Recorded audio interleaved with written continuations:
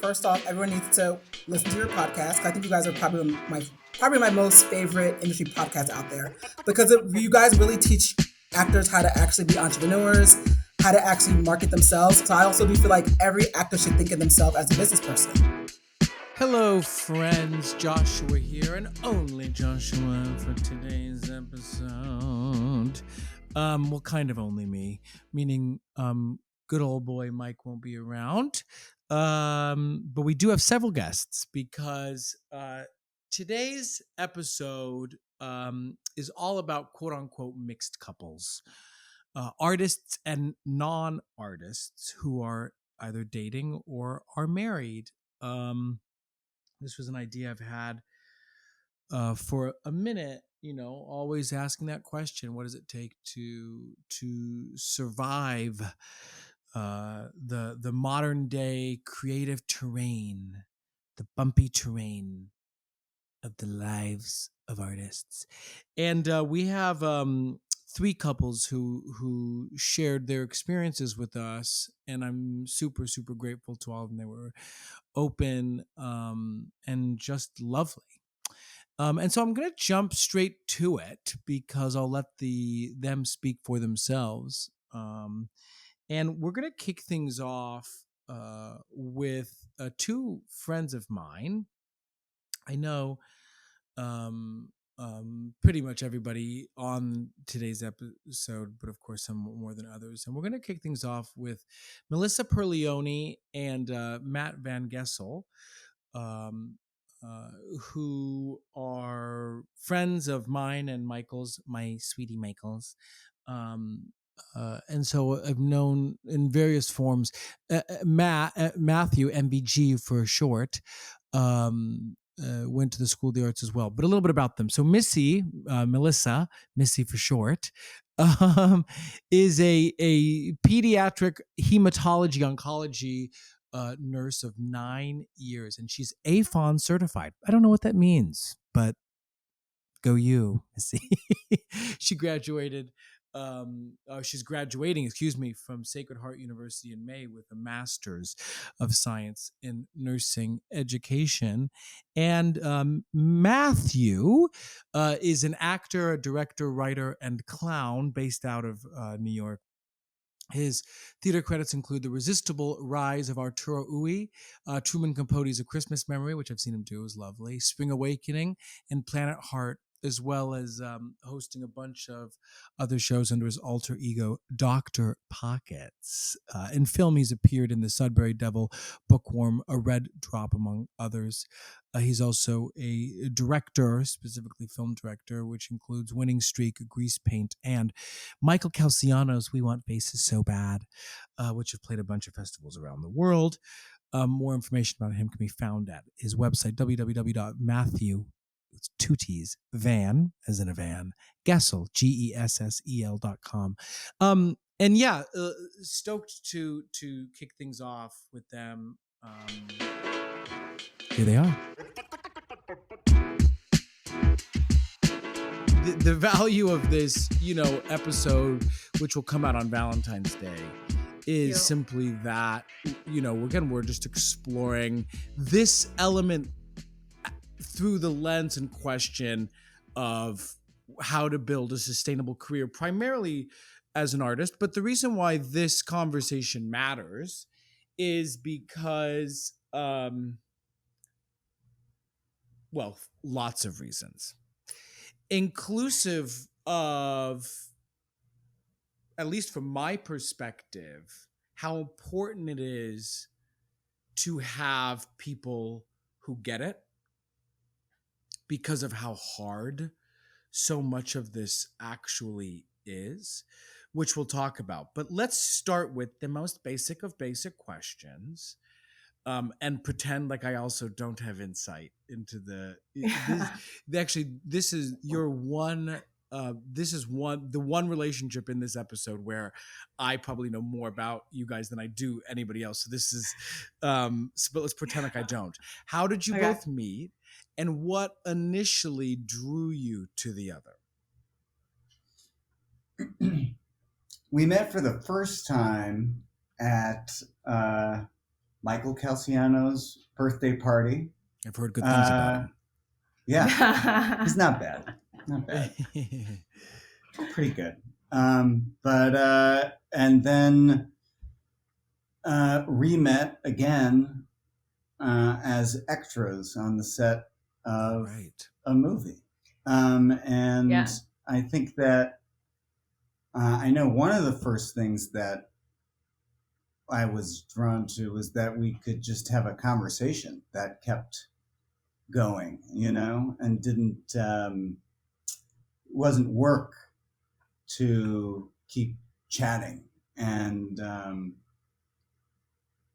and I think also kids too. I had been doing clown stuff, and so we were like talking about kid shows and being like 30 years old and knowing the Paw Patrol characters or something. And it's important knowledge. Just little things like that. Yeah. And well, I remember at the short film where we were extras in, I've never done any extra work. I haven't acted since high school. And I remembered him from Michael's birthday party. And I was like, oh, you're tall. I can hide behind you. And then we ended up getting drinks afterwards by accident. Well, and MVG, to the point about the talking, about the able to keep the conversation going. And for those listening, I know this true too, that Missy, you love the arts. You love all elements of the arts. You know that you were an extra in that film by way of a friend, but meaning just you being a good friend and being there to support the film, but you love artists. And therefore, to my question about conversation, MVG, I've talked with you many times and you have a large, expansive, creative mind and knowledge around all things theater, film, etc. Why do I say that? Because I would also argue that it verges on obsession in a complimentary way. Sure. And therefore, did you find that you were able to have the same stimulating conversation with Missy as an appreciator of the arts, or did it just sort of like, just being a human being, you were able to have a broader perspective convo, if that question even makes sense? No, it does. I think that there's kind of two parts to that, which is that, it's nice to talk with somebody who appreciates and relates to these things and knows about them, but there's a whole other level when it's so much more fresh than it would be with, say, the majority of my friends who have done a lot of the same quote unquote required reading that I've done when it comes to, like, they'll know references to plays and films and movies and stuff.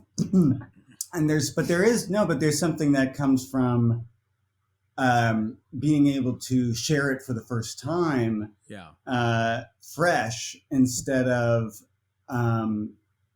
sort of being like, well, yeah, I know, having sort of competing knowledge. Instead, it's like two totally different areas of deep knowledge. It makes it more interesting because there's a lot more curiosity on both sides, Well, I would argue that that's sort of you just said it. If you weren't curious, Missy, that might make it hard, right? Because I know what you're saying, MVG. And in fact, there's a big argument there for, like, well, it's nice to be with someone so in the know, and also maybe not, because there's a genuine intrigue, curiosity / one household, and you both live together now. One household, I would argue, bearing the brunt of creative dreams can also backfire separate from the curiosity piece, if that makes sense as well. I think that passion also, like, ends up manifesting different ways with different types of people. And I think that Missy is very passionate about her work, but I do think it's different than the way that artists are with ours, we never can really, uh, let it go at the office, so to speak. It's kind of carried with us all the time by choice, and you know, I think that while you carry around things from work with you in your day to day life, it's not like uh, there's kind of this, a career in the arts is like grabbing water. It's like that you keep trying to do it, and you'll never really like get it perfect. But that's kind of the whole thing, is you're like pursuing this intangible thing. I think that like a less artistic passion is something that can kind of be more concretely achieved. And yeah, so it is true that like the very go with the flow, wind kind of taking where inspiration brings me. It's nice to have a grounding presence, when otherwise it's like if both of us were kind of doing it at the same time, there potentially could be colliding or just no groundedness whatsoever. I think that's a good way to put it, a grounding presence. And Missy, for you, even though as a nurse, your world can be plenty chaotic and upending at times as well, but there are consistencies, right? Consistencies in paycheck, consistencies in potential retirement, consistencies in even knowing this is generally how my schedule works and the kind of work that I'm going to do. Do you find that you get just as much enjoyment or fulfillment from maybe Matt's more fluid schedule and responsibilities? Yeah, honestly, kind of what he was saying, it's like my career, it's like it's mapped out. You know what I mean? I know what to do to get to the next level, and I'm doing it too. I'm getting my master's, but it's nice to like date him and refreshing because like he has a dream he's going after, and it's like he's going after something like you too, like so special, something that you're really passionate about, and it's just the most refreshing thing. It's like nice to think about. It's like you're not like stuck in the corporate world. You're not stuck in kind of like the box that I feel like I am. And I like my box. I love my box, but like I don't know, it's just refreshing for my soul to see somebody like go after something that they love. There's a good analogy that I think about, which is like most people put on a suit, metaphorically speaking, for work. They put the suit on for work, and then they clock out, and then they put the clown nose on. Well, for us, we put the clown nose on for work. And so there's this desire for balance. And so when you come home, you kind of want to put the suit on. It's like that there's order in your day-to-day life that balances out the kind of like freedom that you need in the creative work that most people don't really get to employ in their real, their day-to-day lives. Well, to say something about the carrying it with us all the time, there's an element of survival in there because things aren't so directly mapped out, and because we are in the business of losing our jobs, that there's an element of always sort of being aware, having our spidey senses out for potential, which is a different responsibility in a lot of ways. Has there been a moment when there was, let's just talk about the chaotic nature of schedules, right? Because the schedules are a joke. I mean, for many years, I didn't, I was doing a show on Christmas. The number of times last minute when I had to bow out of all kinds of things, friend things, family things. has there been a moment when there was a lack of potential understanding around the time commitment in pursuing this artistic work? And can you talk a little bit about it, specifics or not, and how you navigated through it? Yeah, wait, no. So our first big fight was because he booked a play in Illinois, and I just lacked knowledge and like the reality of, you know, his career and your guys' lives, because we were going to move in together. And so we had a plan to move in during whatever it was, May, or something, and you would have moved in for 2 weeks and then left. And I got so upset. I remember I was crying so hard. We would have moved into a new place. Oh yeah, that was the idea. We were going to look for a new place to live. And then I booked the play, and then I was like, well, so I think maybe instead we'll keep the lease on this other place. I'll move in with you. And I mean, I was only there for a week and a half ish before then leaving to go do the play for, I mean, almost 2 months, I feel like. And then, but in my mind, I couldn't wrap my head around it. It was like I was abandoning her. And I think that the,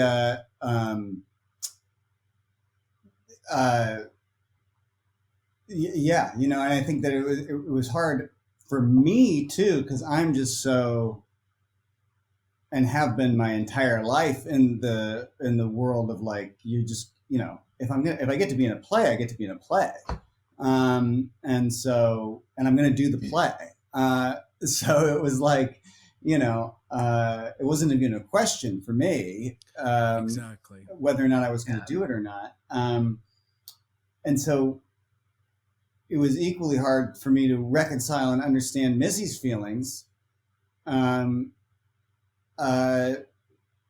know, and see it from her point of view, at least from on an empathetic level, you know, to communicate. But frankly, you and Michael were really helpful in that, because it's like you have a precedent and I think a really clearly strong relationship that could be sort of used to be like, I could be like, Missy, look at Joshua and Michael, and like Joshua, you know, books stuff all the time and has to go and misses whatever, you know, and this, and you know, in this scenario, it's like we were just changing a schedule. I wasn't, I didn't even I wasn't missing anything really. Like in hindsight, it's so silly, because of course he's going to go and do the play. Like I know that now, but I didn't, like, this isn't part of my normal life. I don't have friends besides, you know, now the ones that I gained in Michael that do this. I just had no idea that this was a reality. It's kind of naive, but that was really stressful. And I think also like communicating how important this stuff is to all of us, you know, because it's probably the same kind of thing that the family episode deals with too. It's like most people consume what we do as like, you know, entertainment, and as something that's like frivolous too, and like not important. And it's like important to, no, but I mean, it's true. I know, it's I feel bad. And so there's this kind of like, I mean, you know, I know people, we both know people like who are on Broadway or whatever, and their family or certain people in their lives still treat it like a hobby. Like it's like just a fun thing to do, because it is fun, but I think that there's a balance of that. And it's interesting that the thing about carrying it with you all the time too, like when I was a kid, I wasn't looking for jobs, you know, but I was like creating stories and doing plays and making movies with Legos or with friends or whatever. And that's kind of like when we first started dating, there was one day where I was like, oh, I'm going to write. And I think I just said, I don't even think I'd been sitting down for an hour before Missy's like, I don't think I've ever done anything. I don't think I've ever done anything like that. sat down and just sort of and for me, it's like a purging. It's like Right. there's all of these things involved in it that are like, that's compulsive more than it is. And that's not even me thinking about a job necessarily. It's on the mind always, like to create opportunities to act or whatever. But it's just a normal compulsion for me to like be creative and like be like, and want to do work on it in some way, which could even mean watching movies or like, going to plays, reading plays, whatever. Well, Missy, I don't know if this is true for you, but it's funny. I'm in tech for this thing right now, and we were doing something. We were trying to figure out how to place the chocolate river, where it was going to come out of the pipe. And I looked at someone else, the choreographer, someone on the show, and I was like, this is what we do for a living. We're adults, like this is like we play with, fun little puppets and weird shit. And I imagine that, MVG going, I'm going to sit down and write. There's actually kind of something amazing about that. Right. I was like, oh, we're adults. And like, not that we shouldn't be doing that, but in this late stage capitalist culture that prizes dollars above all else, especially in America, it's hard to remember to go like, oh yeah, we are just people and we are out here living this life and to play. And MVG is someone who knows you and often refers to you as a quote unquote, I think I even said this to you, Missy, a lifer, someone who's taken it to the grave, no matter what the journey brings, that there's something probably quite infectious about that freedom to lose themselves in the art. But let me ask you this as a kind of tangential but related question. How do you handle periods when MVG is engrossed in a creative project and might not I don't know your creative process, MVG, but I know for Michael, for example, with this film that he was just working on, it's like, okay, no, I'm putting in nearly 16 hours a day sometimes. And when you were prepping A Christmas Story, mm-hmm. does the same thing happen? And Missy, specifically, how do you handle those moments? Well, I think I could recite A Christmas Memory. Excuse me, apologize. Oh, you're good. I think that's what you said. Mm-hmm. Yeah. Well, it's worked out right now because I'm getting my master's. So when he's doing his creative process, I'm just working on schoolwork. But no, sometimes it can get really annoying, especially if like he's like really in like a spiral of, I love you very much. Especially if he's like in a spiral of, just like wanting to really consume media, because I can only like handle so much. And sometimes I have to just like be like, not right now. Like I'm gonna go like look at my phone, or I'm gonna do a puzzle, to have some me time. But I try and respect it as much as I can, because like the thing is I have a lot of passions, but like nothing like you guys have for this. Like seeing how much you love what you do and you love storytelling and everything. I just think it's one of the greatest gifts, and I would never want to, make you feel guilty for it, or like bad. I think that we also like artists in general can be very comfortable in their own heads and like alone and things like that. Maybe not. I mean, don't want to generalize, but like it's true for me. Like I can definitely, read all day, watch movies all day, work on the play all day. I mean, actually, when we were traveling to Illinois when I was doing this show, it's like, I think that every hotel room we were in, I probably spent like an hour before we went to bed working on the play I was about to go do, which was like was like an I'm plugged in time. Right. And if Missy had something to show me on her phone, it had to like wait, you know? Yes. And yeah, and I think that, I don't know, I think that that's something that if I was doing taxes or something, you know, it would maybe be a little bit more obvious that it's like work. Yeah. But there's something about when you're sitting like, you know, and you're going, you know, like muttering lines to yourself, or like, you know, looking at a action thesaurus or something. It seems like it couldn't possibly be like that serious, you know? What would you each say to someone who was on the fence about dating an artist or non-artist, respectively? Well, what I will say is, so one thing I've realized since dating, you know, an artist is the question that you guys get all the time where people are asking you, you know, oh, like, so like, when are you going to give up? What's your timeline? Like, what is, Give you up, know, like, give up on your relationship? no, on dream. your career, on I your suppose dream. Like, people what's your will- backup plan? And like, if this doesn't backup work out, plan, sure. like- Plan B, whatever, yeah. all the stuff that you guys Safety hear, net. yeah, like Mhm. I'm hearing now, and it's really annoying. So I feel for you guys, because it's like, I don't know, like, it's just it's a very invasive question. Yeah, well, it's like we met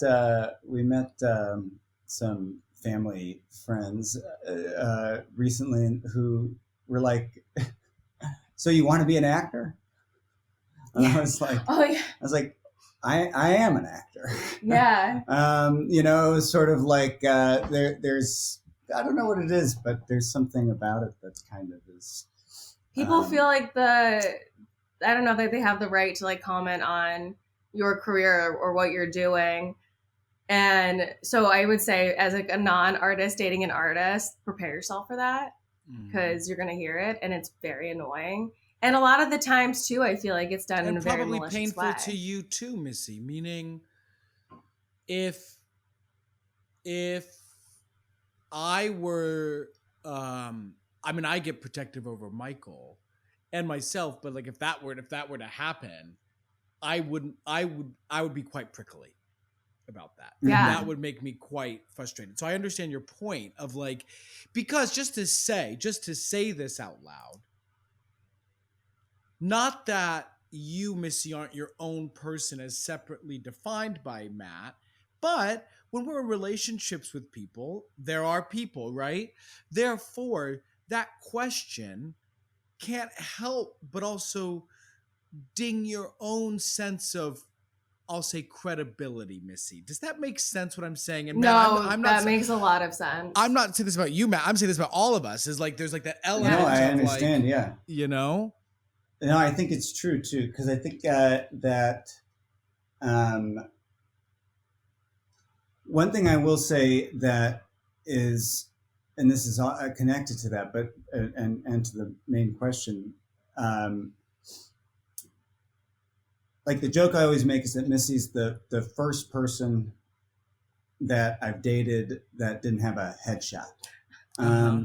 You know, and there's something about pursuing this thing that is within our relationship uniquely mine. And then by the same token, because she's like on the outside of it, or a part of it rather, but not doing the same thing, her advocacy of me and belief in me feels so much more meaningful. I kind of in the same way that it's like sometimes, you know, a certain stranger's approval is more meaningful than a friend's almost. That like I trust Missy's belief in me, and there's kind of because it's on the it's in a different realm, because she, yeah. And I think that's like what you're saying, like somebody insulting or not insulting or being condescending, meaningfully or not. Uh, Missy's support is so much more meaningful, not being a capital A artist.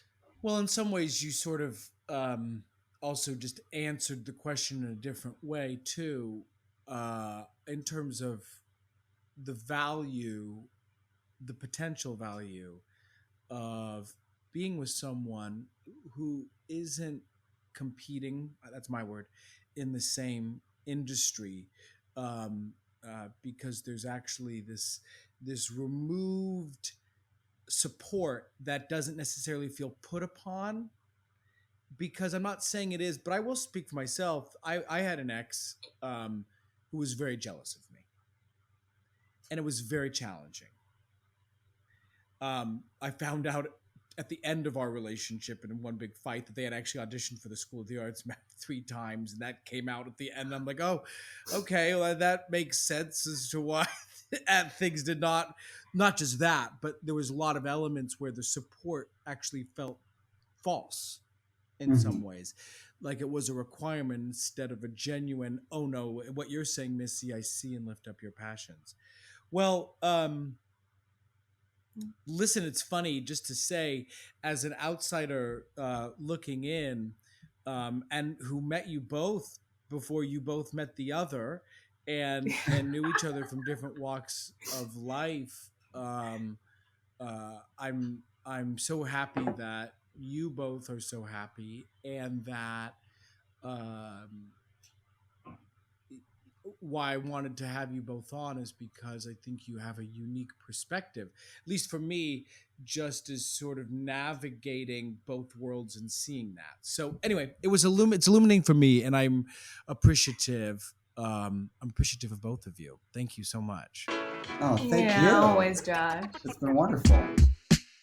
Next, we have the lovely Regina Gotti and Clifton Samuels, whom actually both met when they were both still performing, which gives this conversation just a bit of an interesting edge, because Regina, who is Clifton's wife, now works at BBR Partners as the director of talent acquisition, which is a wealth management firm. And there she's responsible for sourcing and recruiting efforts across the firm.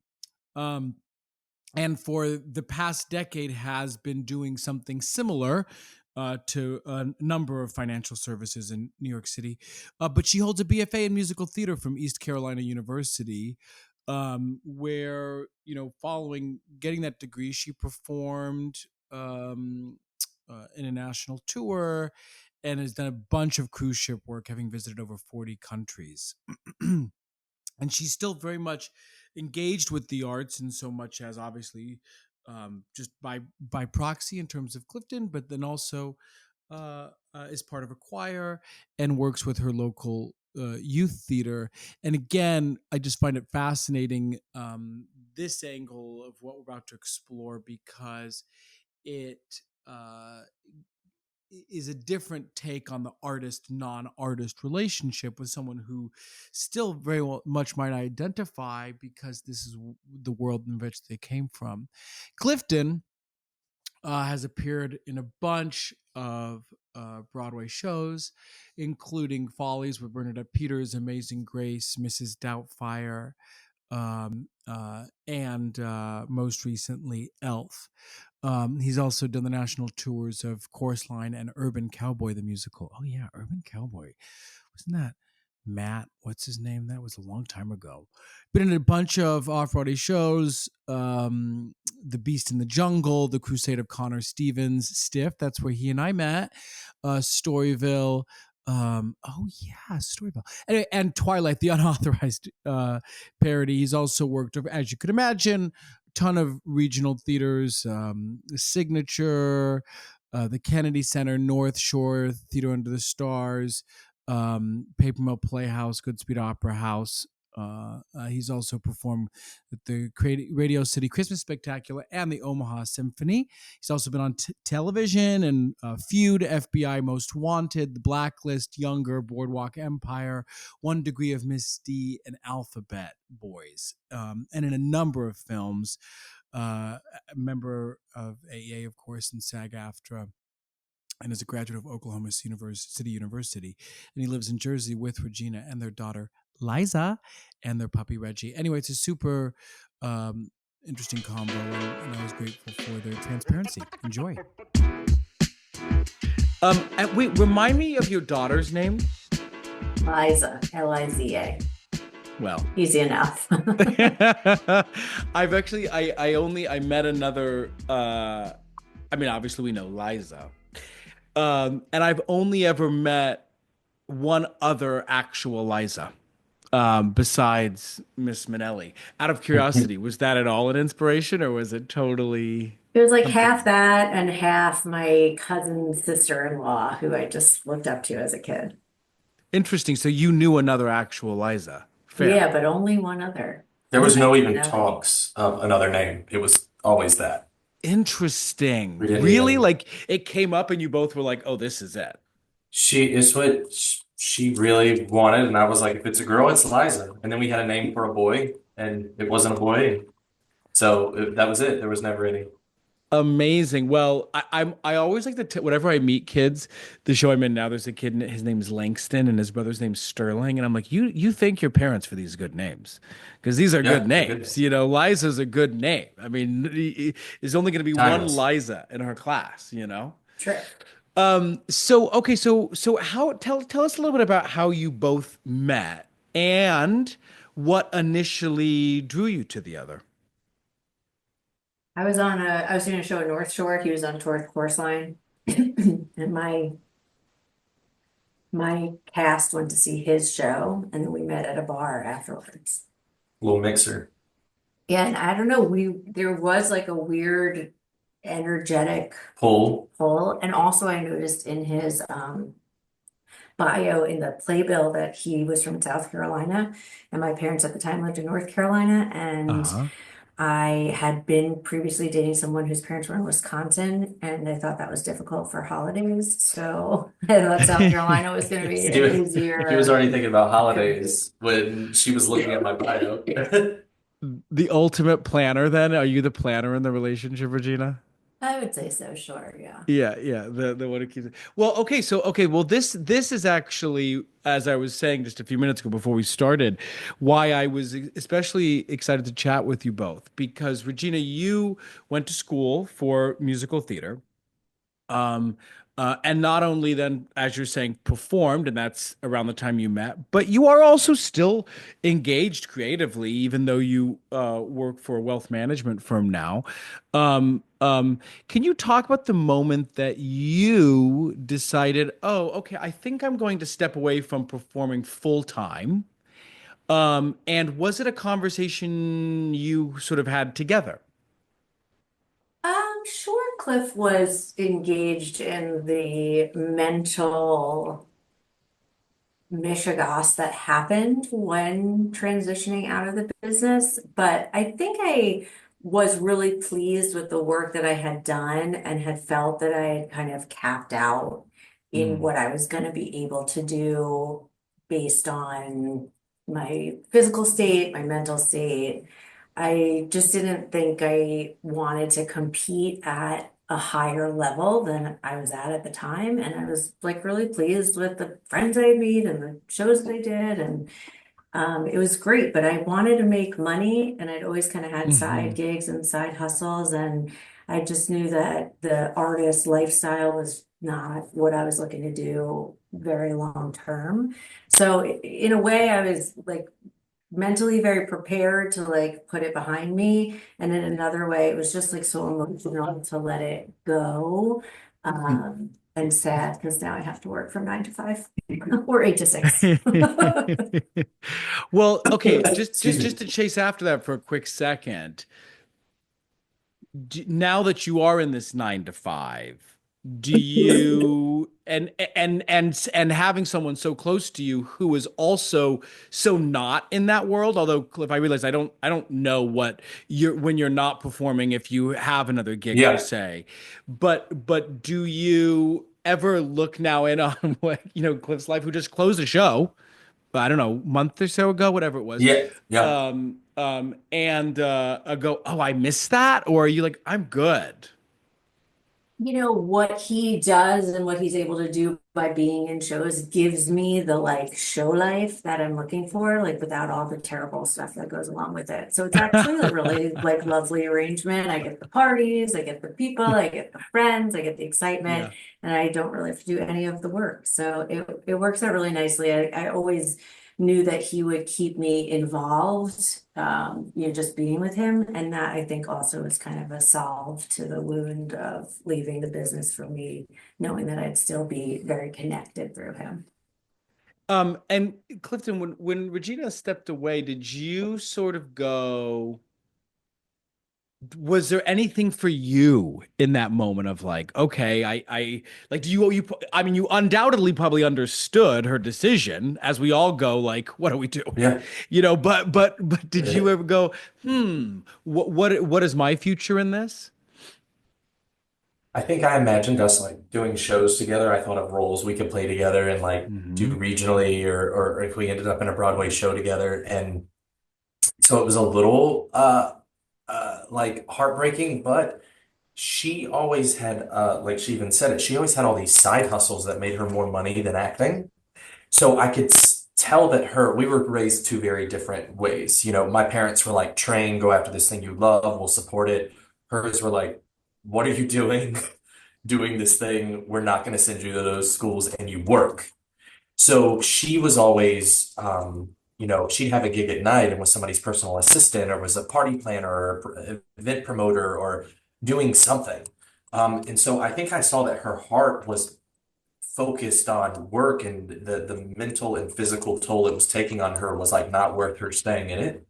So I think I understood it. It took me a second to kind of go like wrap my head around it, but she already had like another job lined up. You were at BB, you were at the touring, the West Side Story Oh, company, yeah, yeah. I BB mean, I was promotion. always doing like other side gigs and working for producers or, I did a million different random I things. think if she would have looked at me and been like, "You better get your next 5 Broadway shows because I don't want to work," or something, I would have been like, "Whoa!" But she was like, "No, we're gonna." I remember us. We had an apartment on 44th and 8th, and I remember the day she kind of decided it was happening, and we were like hugging on 44th and 8th, and there was not a doubt in my mind that she wouldn't go and be successful at this next thing. And then I remember when that company kind of disbanded. I remember we had that same hug on the street. She's like, I don't remember these hugs. But I just, and then that's when you moved to the Araka group. The Araka group was Oh producers of yeah. Wicked. And funnily enough, when I made my Broadway debut in Follies and it came to the Marquee Theater, Araka got the merchandise. So in many ways, and she was the head of the merchandise of Follies. So like we kind of made our Broadway debuts together, hers in the merchandise working business money department, and mine Hmm. in the being on the stage. So yeah. Well, okay. So you got, well, I do have to ask. So now you're in wealth management, Regina, and how did that even come about? I mean, did you have an I experience always, there? even when I was acting, I would temp at recruiting agencies, and I always wanted to work in finance. I was just fascinated with like what do people do? Since I was a kid, honestly, like I remember being in a hospital visiting somebody or something and just being like, what's wrong with that person? What's wrong with that person? Just always like really like inquisitive about Curious. like people. And um, I was working for a producer and I was like, okay, I mean, this is nice to still be in theater, but I like still not going to make any money. And it was kind of nepotistic there. And I was like, I gotta get out of here. And I had a friend who was a recruiter and and I was like, wow, like, I feel like I could do that. It's basically corporate casting. That's what I call it. And I went to a recruiting agency and they were like, well, you kind of are in sales and business development. Have you thought of recruiting? And I was like, I have thought of recruiting. And 5 interviews later, once I'd assured them that I was no longer performing and I hadn't been for 2 years and that I would show up every day, And um, not leave them for a regional gig. yeah, they hired me, and I spent 9 years there at Green Key Resources. It was an incredible opportunity. I learned how to recruit. I learned this skill that then, when COVID hit, the business, most of the roles I worked on were in person in New York City, so we just didn't know what was happening, Yeah. with that. So I actually called a client of mine, which is one of these wealth management firms. Most of my clients were financial services firms. And I was like, do you need a recruiter? And they were like, yes, we're dying for a recruiter. And 21, 22 was like a super hot hiring time. Mm. And so I just like really got lucky. They had been a client. I'd gone to the same college as the COO, and he'd always liked me. And it was just a like relationship that I leveraged, and here I am. And I'm just like incredibly lucky to have this job. It's actually fully remote, and I get to talk to interesting people all day and ask That's them, great. questions about how much money they want to make and like The what they curiosity still do. And, wins. you know, uh, it's really interesting. Well, somewhat along those lines, in relation to what you do, we're in the business of losing our jobs, as we all know. So, I think I'm friends with Phil McKinley and Richard Hines. Yeah. I was fully aware of those October to January dates for Yes. even Elf. But here's why I bring it up, because obviously, when we randomly book those kinds of jobs and we're bringing in anywhere between an additional $10,000 and $15,000 a month, there are real highs and lows um, of our industry. How do you both navigate that? So for example, um, We is go it on a safe? vacation and then we don't. Well, well, there you go. Yeah. So it's okay. So it's not. Um, to be explicit, Cliff, your salaries that come in from your acting jobs, those aren't going to pay the phone bill. So Right. there's expectation, there's like an understanding in your household, like, okay, my 9 to 5 takes care of the baseline, and then whatever we have gives us whenever you're working, which is a Flexibility. lot, Yeah. knock on Yeah. wood, you're always Totally. able to work a lot, that's able to be more supplemental overall. Does that sound Right. about right? No, it totally is. I also ha started coaching randomly over the years, as most actors do, but then it kind of turned into my niche was we were living in Hell's Kitchen. I had done a world premiere musical out of town. Two of the kids in the show needed help with the self-tapes. I helped one for a pilot, one for Matilda and Matilda on Broadway. They both booked them. Then I turned into like this happened like in 2014 till now, turned into kind of this parents would literally be like, could you come to our apartment, do this self-tape for this pilot? And agents and managers started to have me work with their theatrical clients to kind of pull some of the over theatricality out of them to do a contained self-tape for Law and Order or a movie or something, an indie film. And it literally was, I would just be like, babe, I'm running down the street to Lilla Crawford's house, who was Annie on Broadway, was Little Red in the Meryl Streep Into the Woods, and I was like, are these parents kind of having me babysit them in the form of a self-tape coach?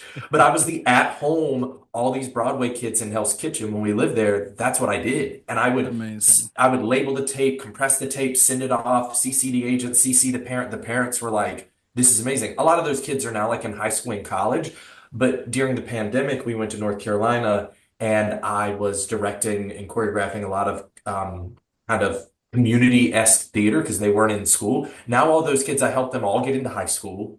I helped Mm-hmm. them all learn about what a self-tape is, industry standards, because the North Carolina, I'm from South Carolina. I had nobody like us growing up. Mm-hmm.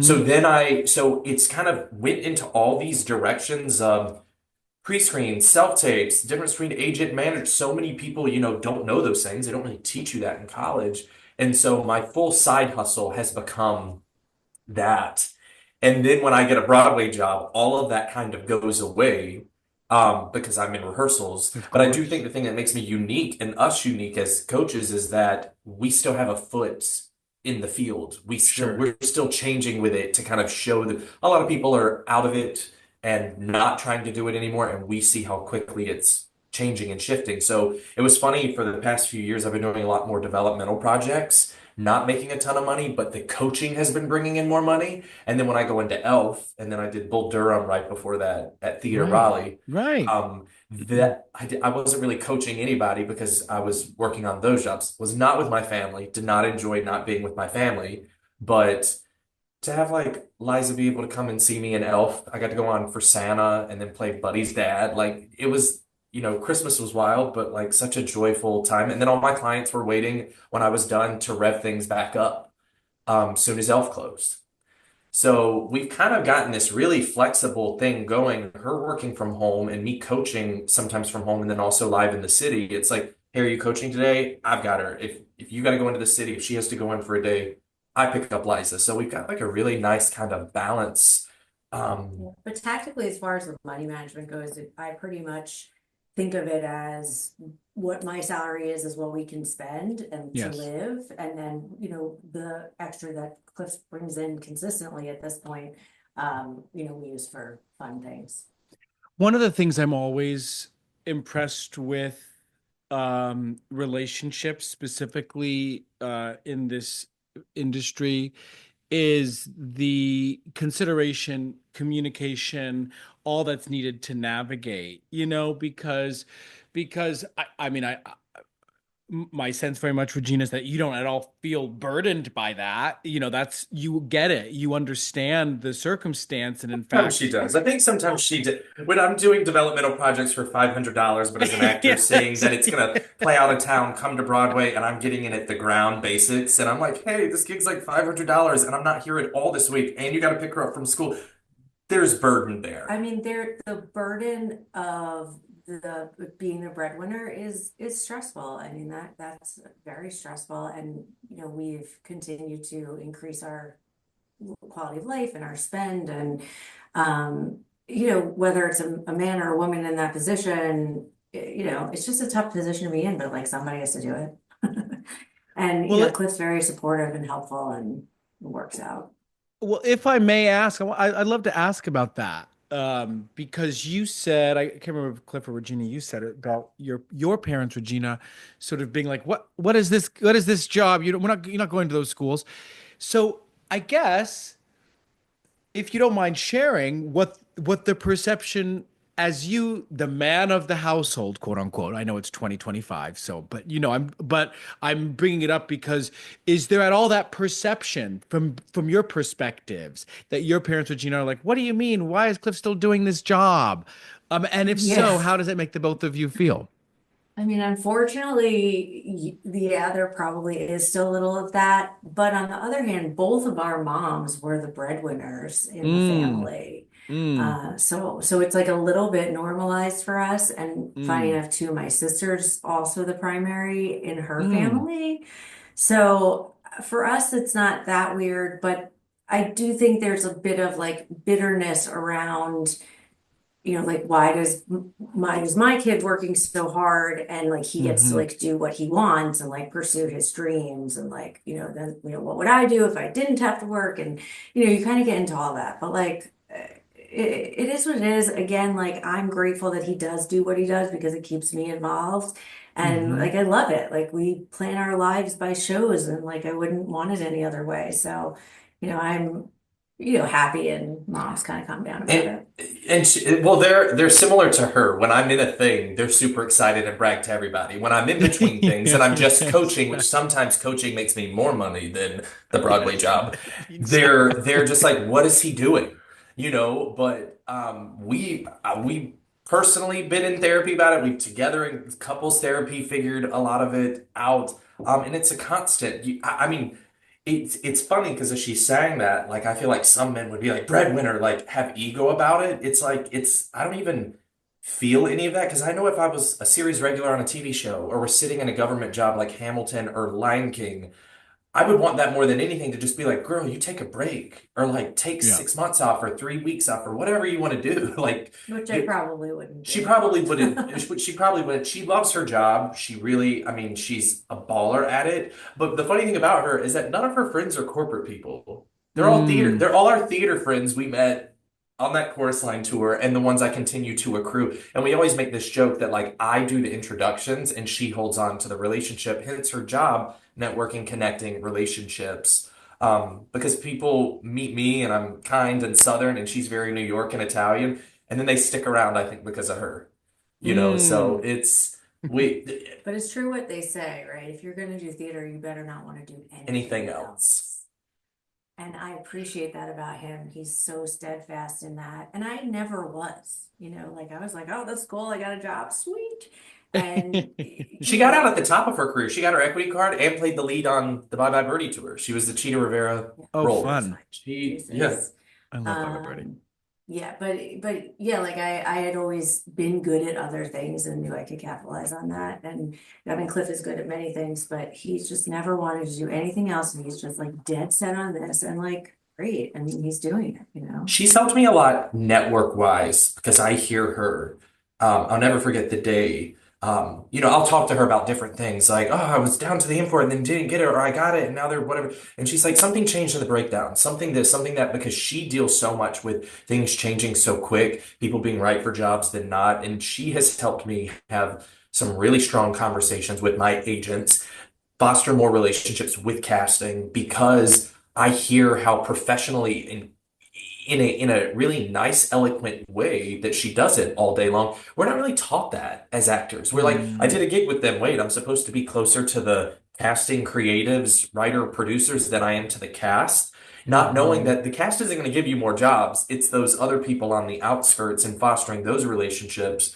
And she's taught me a lot about that and or when things don't go my way, why there is a bigger thing at play and that it is business and it is not you and do not take that shit personally. Mhm. Mhm. So And Liza, how old is Liza now? about to turn 6. Yeah. 6. Okay, so what is Liza's perception of your two very different professional worlds? We've said she's gonna be real confused about work because she's like, my dad's sometimes working on Broadway. She considers it like, magic behind that stage door, meeting all these friends. I think at Elf, she was crying, being like, why does my dad have to be so famous? Which we're not, but she, to her little brain, was just One so. night we were in the car going home and we had to leave him at the show and we had to go home. Why is my dad so famous? Like why is he there for everyone else and not home with us, right? So Uh-huh. there's like a little bit of that, but then I work from home, so she doesn't, I'm in like sweatpants and she doesn't really like see me going anywhere. So like I don't even know what she What thinks she's I gonna do. consider work, like it, Yeah. and But it's a very lucky situation. I mean, COVID was terrible for a lot of people and myself for a lot of reasons, but ultimately it gave me the opportunity to be remote and like be with her, on the times that I would have been commuting. And like that's just such a blessing. And you started to talk about it, but how do you both juggle the unpredictability of schedule? Because it really is so wackadoodle, especially with Liza. We have a shared calendar, and if it's Yeah. not on the calendar, it doesn't exist. well, we even discovered that because when I was in Elf, she knew where I was and what I was doing and when I needed to leave and what train I was getting and what she could depend for me on and not. He's Now that we've been back, it always takes a little recalibration. Yes. And like, even the other day, she was like, I can't pick her up tomorrow. And I was like, well, I'm going to do this thing. She's like, but it wasn't on the calendar. So we've been giving each other grace, being like, and then it's funny because my calendar got filled up real quick when she started adding things. Yeah. She's like, well, now that you're around. No, yeah. So this is what I'm doing. These are the days you got to get her.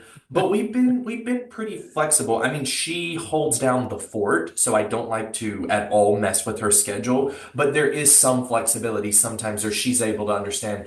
You need to go into the city to take this meeting with this producer. It's hard for them to know. You see them once a year. I will go get her for you to take this meeting or go to this show with them or whatever that thing is. because she knows it will pay off in another way. When she's at the show in a year from now, and is like, all I had to do was pick up Liza that day for him to go and take that meeting and keep that connection up. Great, happy to do it. Um, Well, I would argue again in this circumstance in particular, in comparison to the other folks who are speaking to this overall topic, you sort of have the best of both worlds because you both get it, mhm. you Yeah, both if I wasn't a understand. theater person, I'd be like, what? Do you have to what? You have to go where and Right. be around all these talented, beautiful people, and Yeah, I would get it. No, that's, I mean, and for many people, that is the case. They don't understand. I mean, there were many years when I didn't spend any Christmases with my family because I was Mhm. performing, and they don't know, and people don't Get it. Yeah. necessarily get that. So you have this where, again, just as an outsider looking in and of this brief conversation, Regina, where you're like, it's your word salve, to sort of be still part of it. And again, I would argue you're still staying connected with your own form of the arts. She Oh just yeah. did a production of Yeah. Follies, by the way, Yes. Follies? Just recently. Yeah, there's Where? Follies at down the the street. community theater in Glen Ridge, and I was With like new Janet show. Aldrich Yes. and Kirk Woodward? Woodward. I don't know if I know How do you know Kirk, these but I people? know Janet. Yeah, she's a big S- like Broadway girl. Well, so I've known Janet. So Janet's a She's long-term friend funny. of mine. She is funny. She was in the original company of Annie. Whoa. And then did many things, Starmites and a show called Broadway with Lonnie. Anyway, I've known Janet for years, and when I was in the eighth grade, I went to high school in Montclair. Oh, yeah, we're right here. Yeah, so I know Jersey well, and Kirk, who I'm pretty sure actually was in it. I'm pretty sure he was in this because I was talking to Janet about it. Well, what was he playing Buddy? Because we had like three different buddies at some point. Kirk probably he's older, so Yeah. he very likely. I'm actually I'm as I'm talking to you, I'm going to his Facebook page because I even think I saw him post about it. He But might have been our last buddy because we like literally had Went a lot of through. buddy turnover. okay, well either way, so you're still performing. We even laughed and we were like, can we get our show schedules together?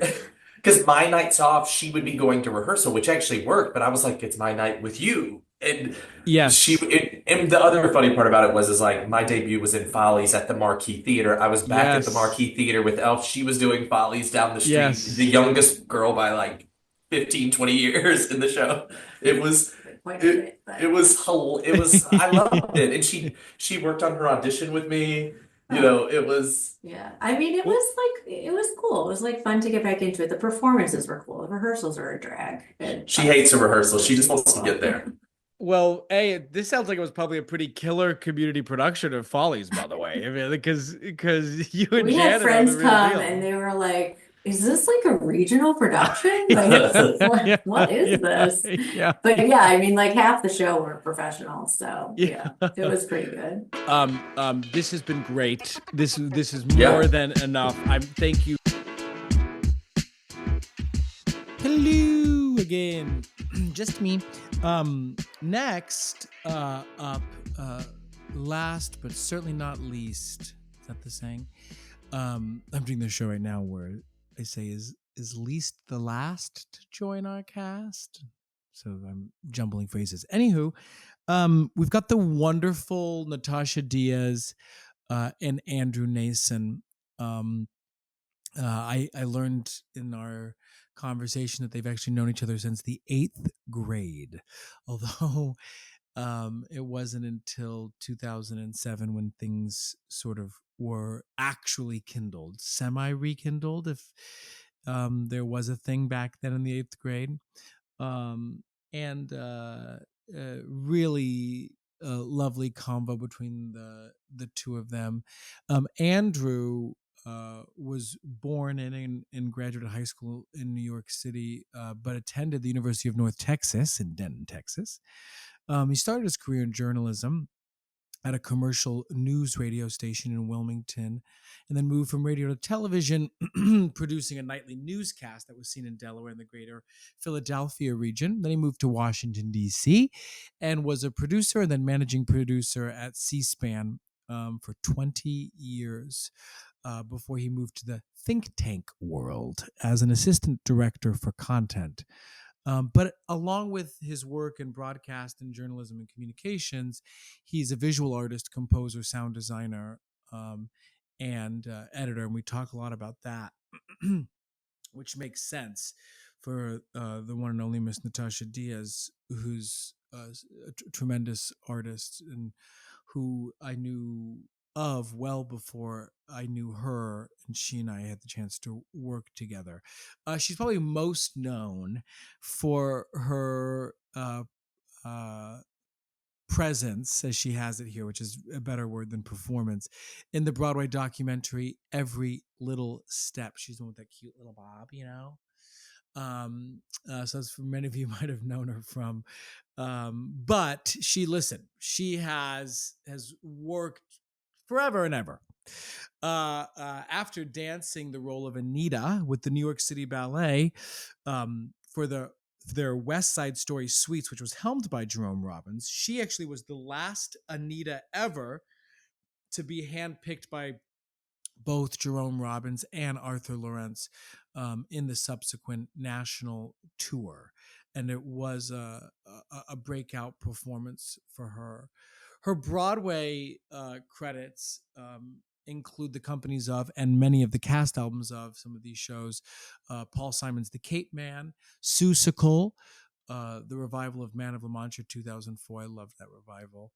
Some off-Broadway credits include Tick, Tick, Boom, and the original cast of Stephen Sondheim's Saturday Night, as well as a wonderful production of Jacques Brel is Alive and Well and Living in Paris, as I saw at the Zipper. That was a terrific production. And she also appeared in the Grand Hotel for City Center Encores. And most recently was just appeared in this current running revival of Cabaret as Fräulein Kost.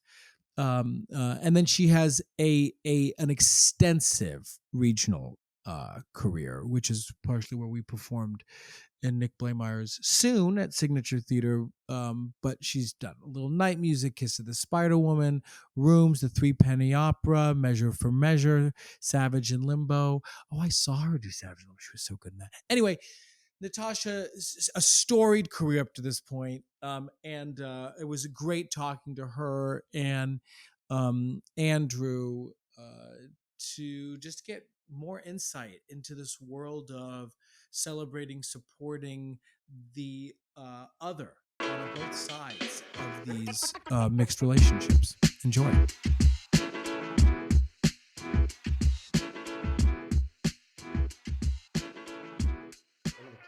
Okay.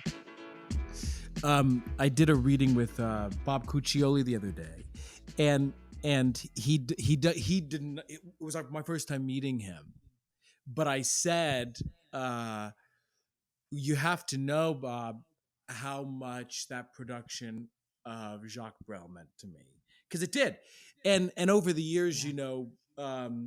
Because I've become quite close with Rick Hip Flores too, and over the years, there's so many people in my world who have all connected back to that amazing production of Jacques Brel. But the reason why I was babbling on about this, and Andrew, you should know, I jokingly said to Natasha, I said, I'll try to not make this, you know, just a segment where I show my super fandom of Natasha and all its glory. But actually, partially why I bring it up is, Andrew, have we ever formally met? Because I know you. We have. Okay. I wasn't sure. Okay. We've met a few times at performances that Natasha was at. I believe we've met both in New York and here in the DC area. Yeah. In New York? I remember meeting you several times, going way back to probably the late aughts. Okay. Here and there. Yeah, and we've met once or twice. I can't don't ask me to tell you which performances, but I know that for sure we met each other at Signature down here. Yes, a few probably times. Soon. Maybe at a show Natasha did at the Zipper Theater and a couple other shows that she did up in New York. But yeah, I know that we have met in person before. And when we did Soon. Exactly. Oh, that's right. That's right. Exactly. He exactly. stopped the show. with his comic brilliance. That's right. That's right. Yeah. And I've seen exactly. And I've seen him perform. He's a great performer. So, well, let me say this. This episode called "Opposites Attract," looks at the lens of the artist and the quote unquote non-artist. But I'm really having to give that caveat here because Andrew, you're an artist, very much so. I know I don't know too much about your background, but and with the focus in communications and journalism, but you also are a writer, a composer, a sound designer. Yes. Yeah, I do. I did come from a pretty musical and creative family. We can get into this later if you'd like, but I grew up in a family with two performers as parents. Oh, we can get into it. Yeah, we can get into that. But yeah, I do. I studied art in high school. I continued studying visual art in college while I got my degree in communications and minored in French. But yeah, I do visual art. I have a website that has some of my artwork on it. I do sound design for podcasts and for other projects. I compose music. I use Ableton Live. Yeah, so I'm a professional journalist, producer, and communications person, but I'm a lifelong artist. So we do have that in common for sure. And Well- his he won't say this, but well, he was going to say it later. But his mom played in the pit of Radio City for 25 years. So Really? he grew up around the Rockettes. Oh, and She amazing. was like when they would fly up and down. Yes. That was his mom. Yeah. Yes. So he was backstage with the girls, and I mean, he was like 7, right? I was like 10 years old. 10 years old. But and Joshua, I'll send you. We could actually probably send you a clip of this, but his father and my father sang together Wow. before either of them met our mothers. Wow. How did you discover that? Well, there's a very healthy scrapbook that my dad kept and my mom was aware of, and Justino Diaz, the great operatic baritone, of course. and my father, who was a tenor, more of the oratorio variety, sang together. And there's a it's not a playbill, but there's a notice in a local Rochester, New York newspaper that lists them as both being in one of Bach's large choral works, and they have their pictures. And my mom, after Natasha and I reconnected years after we graduated high school, my mom reminded us that our parents our dads sang together. And so that's part one of the story. We knew this had happened. We had documentation to prove it. We had photos. But just about 3 or 4 months ago, I discovered an audio recording that I didn't know existed from the 1900s of them singing together. Of Wow. that concert that was reviewed. Yeah. Wild. And they actually sang together more than once, but I have some excerpts of them recording together. It's actually pretty good for being so old. It's really cool. And my dad was like, "You don't have that recording. You don't have that." But Andrew's been going through all his reel-to-reels from his father. Yes. And sure enough, there it was, the Wow. entire concert. Wow. And so he clipped it out. I could send it to you, a clip of his dad and my dad singing. Yeah, back to- please it was do. one I'd of my love to share dad's- it. I'd love to share It was one of my dad's first gigs in the States. I mean, Wow. he hadn't even he hadn't even gone to the Met yet. He hadn't even Well, won the Met if that audition wasn't yet. the sign, Yeah. I mean, it's pretty extraordinary. I mean, it's Well, pretty extraordinary. Go And so ahead, for Andy. the record, we're talking about the St. Matthew Passion by Bach. Justino Diaz, baritone, was Playing Jesus, of course. A bass Jesus. And my dad was the tenor playing the evangelist. Yeah. So it's pretty cool. so you mentioned high school. So this was a question. When did you both meet, and what initially drew you to the other? Oh, he was the bad boy. Oh yeah. Oh yeah. Okay. We were in eighth grade together. Eighth grade. It was only 1 year. Ninth grade. I had ninth no grade. clue. Ninth grade, and Andrew was very much the bad boy. He was, with the beatboxing and the little duster mustache, and like the smoking the cigarettes on the corner and everything. He was. I'll let him. I don't know if we can find a picture of that, Joshua, but we'll try. So yeah, no, he was the James Dean of our class. Yes, And of yes. course, I Wow. was like, and I don't know how anybody thought I was cute in high school. I had short hair. I dyed the front of it blonde. Just the I was a front. big Dran fan. Yeah. So I don't know. He thought I was cute. We Yes, hung I out. did. Yes, I did. And she was the most dynamic, creative, and artistic person in that school by far. And there were a lot of dynamic and creative people in that school. So yeah. And we would like, we would like we would call each other, or he would call me, or I would call him, and we would break night. For everyone out there, breaking night means spending the night Yes. together outside, like breaking night. Yes. So Yes. that was a memory that sort of really resonates through time, because we watched the sun come up on his roof, and then we went to school. Okay, so wait, so that's a long time. Without knowing Oh, your yeah. relationship Oh, yeah. history, have there been gaps in between? Were you guys always Oh, together? no. As a matter of fact, I thought, There was quite a gap. There was, yeah, there was a lengthy gap. I thought he would be like, dead under a bridge somewhere, because he was such a Such a bad he was boy. such like a, you know, he was like a scrappy, Yeah. always hitting the streets, and but like, I didn't know, but there was like, when I came to DC to do Carnival, I had been actually it was during Jacques Brel that he and I started to speak again. So I think he saw 2003-ish, 4-ish? after that 2007. Oh, that makes sense. Yeah, 2007. Mhm. And I remember thinking, oh my God, yes, I got a message from him on my old website. I would get messages from people from, like kindergarten, and like, oh, I don't know if you remember me. And one of the Randos. and one of the messages was from him. And I was like, Andrew Nason, Andrew Nason. My James Oh my Dean. God. So it took me a minute. But then, because he had seen what I looked like after how I turned out, but Sure. I didn't know how he turned out. Yeah.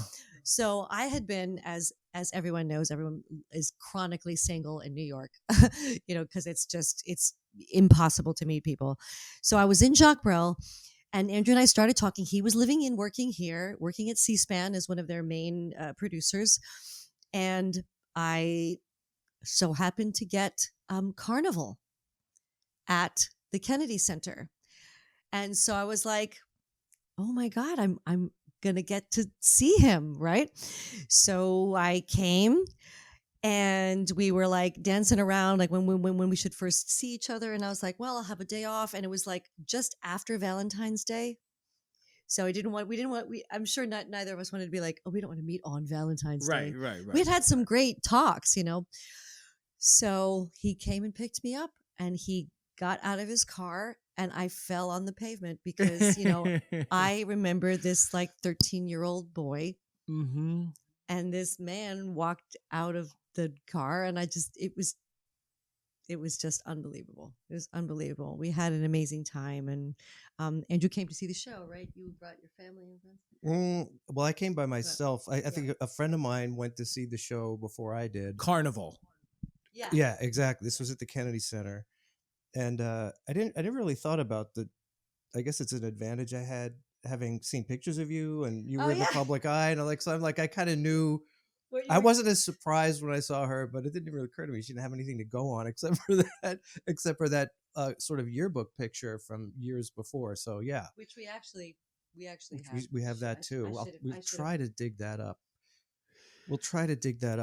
But yeah, so she was, but I had not seen her at all, much less perform, in many years. Even when we were in high school together, she was already, not surprisingly, a very accomplished performer for her age, and we saw her perform at high school functions and things like that. And I knew that even then she was a very serious and dedicated performer. But this was the first time when I saw the show Carnival that I'd seen her in a full-fledged professional production, and I was just blown away.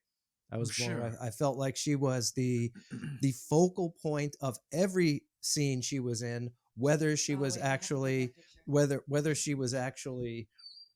on or not. And that just helped to cement sort of the excitement I had when we reconnected years ago. It Well, was awesome. well, I fully believe that yeah. that she Oh, was yeah. no. Oh, is that the picture? Around when Oh, that's at the Kennedy Center, I think. opening night. Wait, I can't hear Natasha. Will you either narrate or When he give came it? to opening night. Oh yes. Yeah. Oh, I love that picture too. And you, of course, you were Yeah. the Anna Maria Alberghetti part. I don't know the show that well. I just know Anna Maria. No. I Alberghetti. was like the saucy Oh yes, of whatever. Yeah, course. the magician's assistant, and I Yes. had to do all these dangerous, like really scary, like bed of nails falling. Like I mean, like swords through the box, all that stuff. So that was kind of fun. But yeah, that was the beginning, and that was 2007. Yeah. And exactly. then 2008, I came here to do Spider-Woman. Right. And then when did you do Sweet Charity, Natasha? Oh, that's Before. that. Yeah, that was Okay. that was 2005. Well, the reason I think, ask maybe is even before that. the reason I ask is because you both live in Virginia. I think not far from Signature, if I remember correctly. Yeah, that's right. And of course, yet you still perform all over. You just finished a stint in cabaret. Yes. How do you both navigate those periods apart? Well, here I'll you could start. Well, first of all, I've been lucky to I think with the exception of maybe one gig that you did, which was On Your Feet. At the Muni. Every time she has performed out of town, whether it's in Oklahoma City or Atlanta or San Francisco or Zurich, Switzerland or New York, I've traveled to see the show and spend some time with her. Yeah. And that's been great. But it's also just, as you might expect, it's a lot of phone calls. It's a lot of video calls, a lot of texting. And I'm busy. I'm very, very busy, and she's very busy. So it's just a lot of staying in touch through, our phones and me coming to visit her whenever I possibly can. And during this last stint when she was on Broadway, she was actually able to come down here once or twice. And I've been up to New York probably more times this past year than I have in a very long time. Of course. It's like every other week. And Of it's course. but I do say that the cabaret time was probably the hardest. Only because he'd come to see the show, and of course when I went on for Schneider, it's like, oh my God, come now, because she's never out. So I Right. was like, okay, come now. So, but I would have so little time and energy outside of the course. show that there was really like no reason to be there, especially for him to miss work Of course. or for him to you know what I'm saying? So that was a little hard. I haven't really ever had to be away more than 3 months. So that was, I've actually been thinking about that, Joshua, because it's, if I get a tour or something, you definitely have to bake in, I'd say every 3 weeks to a month. Yeah. But when I was in San Francisco doing Follies, that was for 4 months. And I really needed to be like, look, I need to make sure this is in my voice. I need to make sure that it's, because that was a more difficult vocal role and something I never wanted to, never thought I could do. So I really needed to make sure that I had my routine down and had the, so then once I'm all solid, then he can come. But sure, we're also, we met, I guess, older. I don't know. So there's a you can maturity. Yes, A you can groundedness. feel when Yeah. you can feel when it is too long, but we're not like, we're not like, oh, I need you to breathe. You know what I mean? Yes. But yeah, it's we've found a balance so far. But definitely last year, I feel like I hardly saw him. That was for the first time. since we've been together that was true. Socially, how do you have you navigated the merging of these different circles? Because I know your world specifically so well, Natasha. Yeah. And have you found that to be an easeful process, or something that was like, oh my gosh, people like don't know that there's two different kinds of people, you know? Go ahead. I think that the Natasha's world, meaning the sort of performing world, is a world that I felt very familiar with because of the sort of the parents I had, the environment I grew up in, and Joshua, I still harbor notions of being a professional performer or artist. So I find navigating the world of performer, of artist, of musician to be rather comfortable, and it feels normal to me. But I will say, if it's okay to say, that for a long time, because of the work he was doing in the at C-SPAN in the corporate world, that he felt like he needed to keep them separate. Mm. And for professional reasons, which is I think is actually very good reasons in terms of his own, like like Instagram, or like things that you talk about or tweet about or whatever. There's, if you're being not watched, but like you have a certain persona in this arena. You hold the mic a And little, then you just a little have, closer to your that's, mouth. oh, sorry. I mean, that's the really special thing about Andrew anyway, is that he really can go completely from the center of like a sort of a corporate world to like bam, right in the middle of an artistic ideas and music, art. So they've been very separate. So I think it's been to at first, I'm going to say this, at first, it's like, oh, your actor friends, and oh, your, whatever. But then it's like, oh no, I'm coming out with you, because because everyone loves Andrew. Yeah. He's funny. Yeah. He's interested in everybody. So, he makes people lean forward, even like performers. So I think it took him a while to sort of like warm up to the fact that, like, yeah, everybody does respond to you as the artist you are inside, that you don't necessarily show all the time in your corporate world. So it must be, it's a very interesting thing to have to navigate. Now that I think about it, it's for him, it's a very, Well, can I interesting. ask you a follow-up question kind of off that, Andrew? One theme that I've noticed in having these conversations is that the person in the relationship that is this is my full-time job as, artist, actor, whatever, that the other sort of tends to feed off of that ongoing creativity.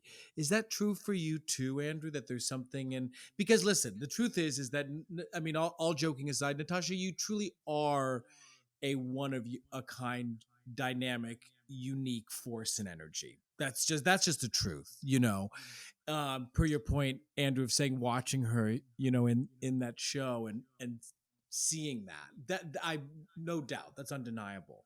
So is there something in that for you too, that's like, yes, I am an artist, and having this person who's constantly surrounded by that, it somehow fuels you as well?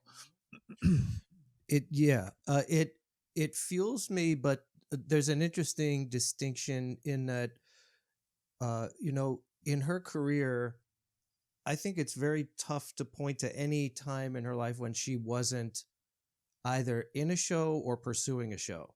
She has taken no breaks, pretty much ever. And I think the thing I will try to humbly say, I think I'm a very creative person with a lot of creative outlets. And ideas of different kinds. ideas Yeah. and I'm more of a multimedia artist and less of a performer. Mm-hmm.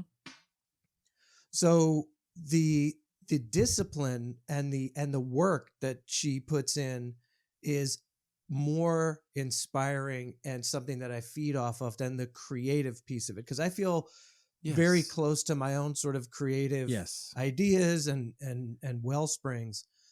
But it's seeing the not only the work and the discipline that gets put into it, but the collaboration required with other like-minded people that in my professional world exists, but not nearly to the same degree that it does in the performing arts world, where you have people who are getting together, who know how to do a very specific set of things around concepts that are, very challenging, very creative, and every show has its own sort of creative challenges to it. And that's a level of sort of creative endeavor that is easy to appreciate as as an audience member or as a theater fan or an art fan, but to actually be this close to seeing how it actually gets put together is a whole different level of inspiration. So it's more kind of that proximity to the sort of the work. high grade professional production and work required. Yeah. It's surely inspiring. Absolutely. Well, what I did not know about the two of you, but I did know, Natasha, about you, is that your whole worlds have been art, meaning obviously your family, Natasha, that I'm your sister, your dad, mom, everyone's an artist. And Andrew, it sounds like the same is actually kind of very much true for you in terms of your own upbringing. And it's of actually no surprise to me that the two of you then are have amalgamated in this creative, supportive, um, uh, decade long way in many ways. Because that, right, it's going to nearly be 20 years since you've reconnected in 2 years. Yeah. Holy Isn't that moly. crazy? Yeah. That is crazy. Yeah. We'll Yeah. have to plan something. We'll have to plan something special for that. Yes. A full Skydiving. family live trip out show. of America. What Base did you say? jumping. Sorry. A trip out of America. A trip out of America. Fair. Maybe, I don't know, Europe somewhere. I was But, going to say like the Nason Diaz, like spectacular or something like that. Well, On the listen, Millennium Joshua, speaking about stage. Nason Diaz, I have very often thought about changing my name. Really? Yeah. Well, okay. Well, why haven't you? Well, because I think many would say it's too late because I've been Natasha Diaz for too long. Sure. And as proud as I am of my dad and who I am, DNA wise, Diaz has never really felt like me at all, ever. I mean, ever. Interesting. Yeah.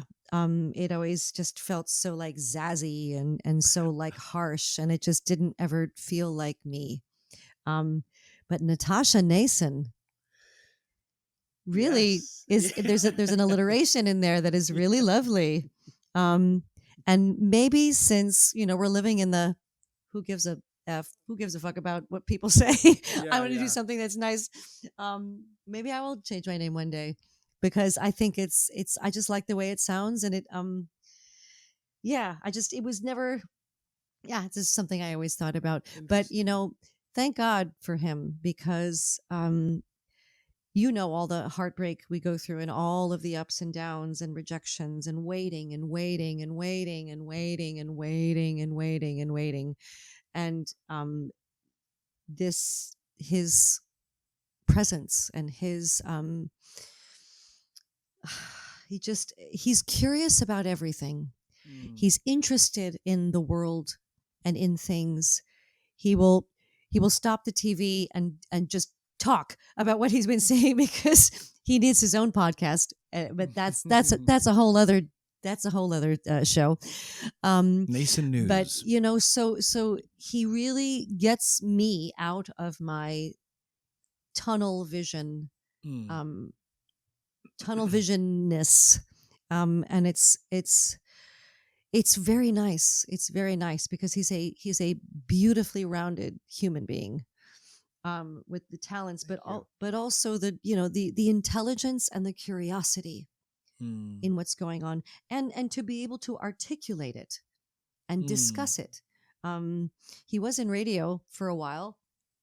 He writes as well. So it's, you know, this is someone who is interested in the world and interested in process, interested in people, um, and synthesizing and presenting ideas, whether it be on a canvas, whether it be in a piece of music, whether it be in a piece he's writing. And that very much speaks to my, when I approach my own work, you know, I love to work archetypally. I love the archetype of it all, this sort of the overview of, it's not just, you know, the line, not just, you know, oh, she dies at the end, but there's what you represent. And I think Andrew has such a very dynamic and diverse awareness and view. It's in his art too. It's his lens on the world, I think, is really sticky. It's really engaging. It's the way he synthesizes thoughts and ideas about what's happening. I've still been encouraging him to do like an installation, you know, with that combines music and his visual art, his video.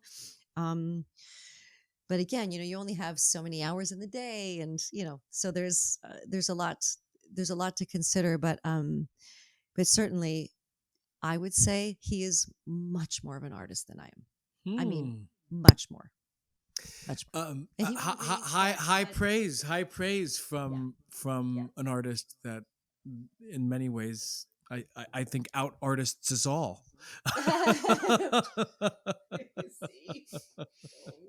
Joshua, do you I will ascribe to that, accept it. Andrew? I will accept her comments and not make any amendments to them. Two things occurred to me. One is that if and this is not, this may sound judgmental, it is not in any way meant to sound that way. If two performing artists become life partners who are even as close to dedicated to what they do as Natasha is, I can absolutely see that the amount of oxygen that effort takes up would make it very hard to sort of branch out and think about, spend time with, you know, things other than the performing arts, your job, your next job, your current job, the craft, the business. And another thing is that when you recently at this concert down in Washington, D.C., and we ran into a very well-known soprano, very well-known operatic soprano, one of the best. And I didn't realize that her husband was a surgeon. And I thought, oh, that's very interesting. Graves. Yeah, Denise Graves. When I was doing the American Pops Orchestra at the Library of Congress. Yeah. And that struck me as sort of a text, like a cover couple for this idea of someone who is, you know, at the pinnacle of their craft as a performing artist, and then someone else who is at the pinnacle of their craft doing something completely different, who's like an operating room surgeon. But I think, you know, part of it is it's written in the stars, and it's kismet, and it's who you're attracted to, and timing.